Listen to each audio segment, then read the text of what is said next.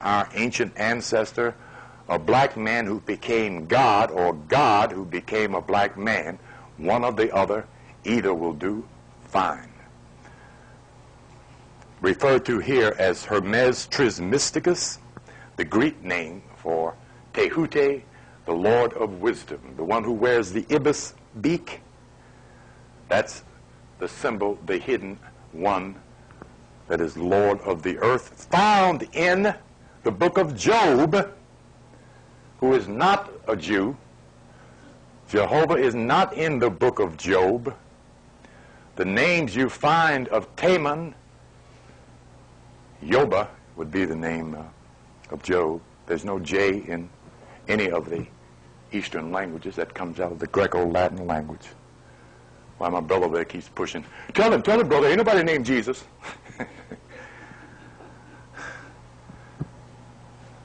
So, with these laws, your mind improves, and if you use them with your thoughts, your world improves. If you meditate, your mind, body, emotions, energy improves. First level, to know the law. Ignorance of the law is no excuse. The judge did not say that. That's what the universe said. He's just repeating it. So be sure and get yourself a copy of the Kybalion. The history book is Nature Knows No Color Lines. We have no copies of.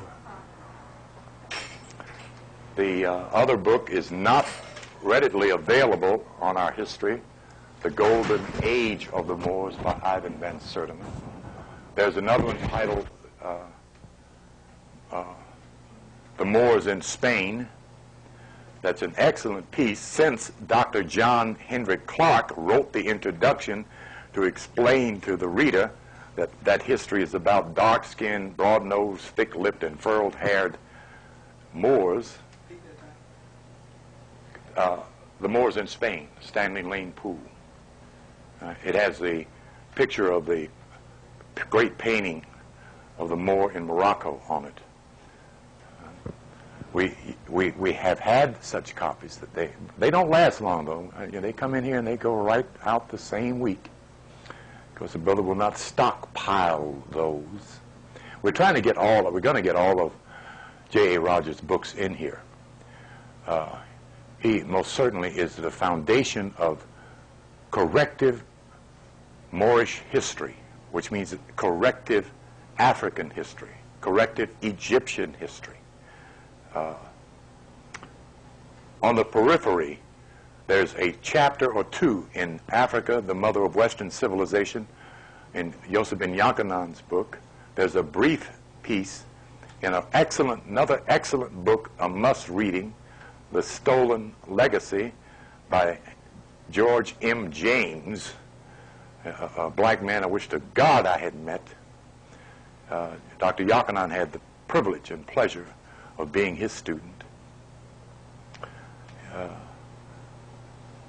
as I mentioned, though we have not been able to pull it out anywhere as yet, The Golden Trade of the Moors by W.E. Bovell, a small 150-some page excellent piece on the Moors of West Africa and the Mbutu, which is the whole expo of why the European rushed into Africa. They had gold to throw away. For the Mbutu, that's the thick-lipped, cultured Moors who used the round rock disc to enlarge in their lips. The bigger your lips, the prettier you were. We're talking about real lips. Okay, the white girl that got hip to, so she's going to get us some silicone so she can get some big lips and get some, bam, some butt. But that's not new, as J.A. explains, huh? Steatophagia, okay. J.A. Rogers points out that the European woman emulated the African woman of Europe, the Moor, the Mooress, the feminine term for Moor, with the whalebone girdle.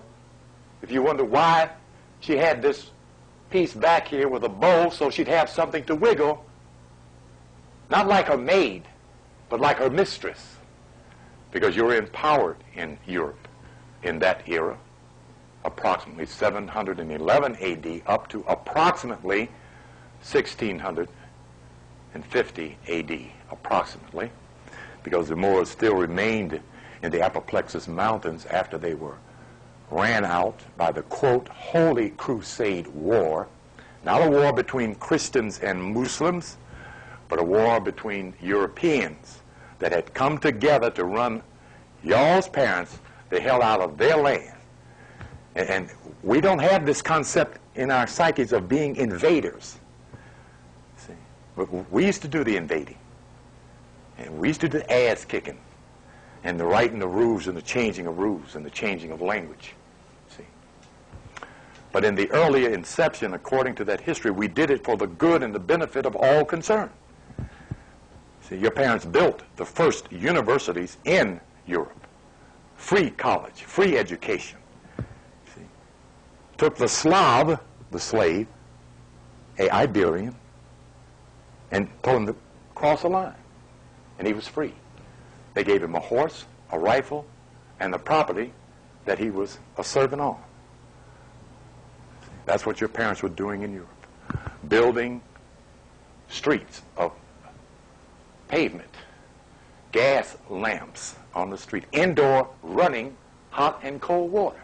I'm talking 700 AD. Okay. The doctors were the Moorish.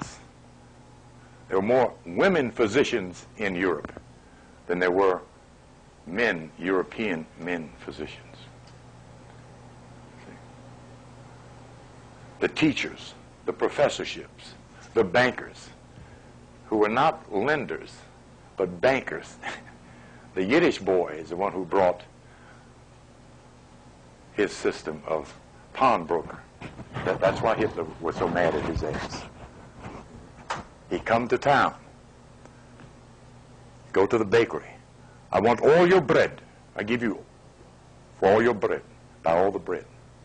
Then when the townspeople come to buy the bread, it costs 5 crowns.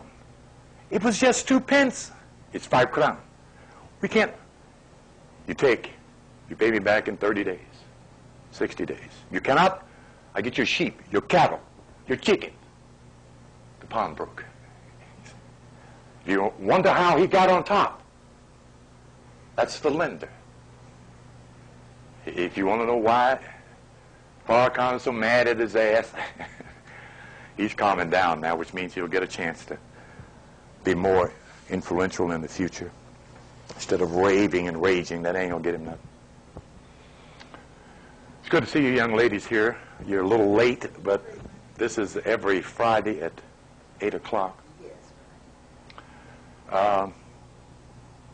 I guess we'll have a 10-minute introductory meditation. I don't like to close a class without it, because I realize how valuable and important it is for the sleeping and awakening Moors to learn the art of meditation, to gain a posture of meditation.